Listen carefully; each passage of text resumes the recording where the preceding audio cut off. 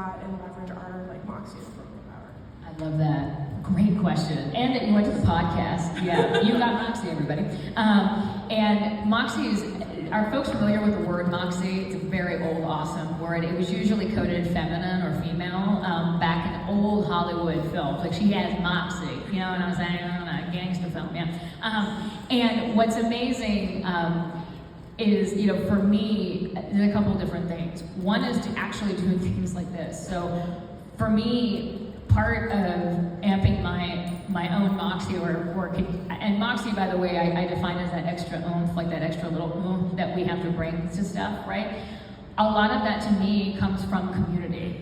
And I get really excited and I am energized. I'm also an extrovert, so I fully recognize that. But I get energized by being with people, and people of all different backgrounds and experiences and places and locations, like also taking myself geographically out of wherever I am and being in different situations. Like, that for me is very filling in also realizing, and the question that was asked about, especially in this landscape, in this moment, and feeling like, oh my gosh, like, what am I gonna do, like, as a storyteller, filmmaker? I think that for me, being in community reminds me of my own power and of my own Moxie, because I see the Moxie and power in other people. And then I start to think, oh my God, I'm not alone.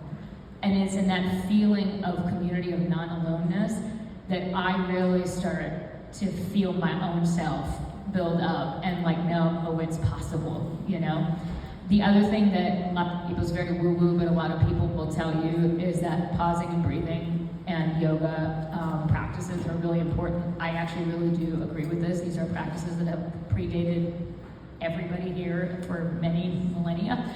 And I think it's really important that we think about how we center our own breathing and our own energy every day, so that we can continue to refill that cup. Remember I talked about how you look at my energy even on my calendar, right? To refill that cup, because you can't even tap into that extra oomph, that extra Moxie, if you're depleted.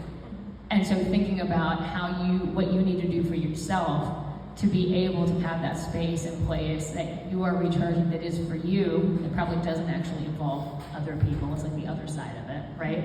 So that then you can be in community and you can also feel that piece of yourself and actually feel it physically, like corporally in yourself. Because I do believe that we actually feel all the things and energies in our life actually within our body and space. I know we're of the natural world, everybody. Shocking. We are actually of the natural world. And so our bodies and our rhythms work just like the natural world around us. And so when we're out of sync, we can really feel that, whether we know it or not. So making that space for you to feel your own sync, I think, is a really powerful part of tapping that Moxie. Thank you so much. You got it.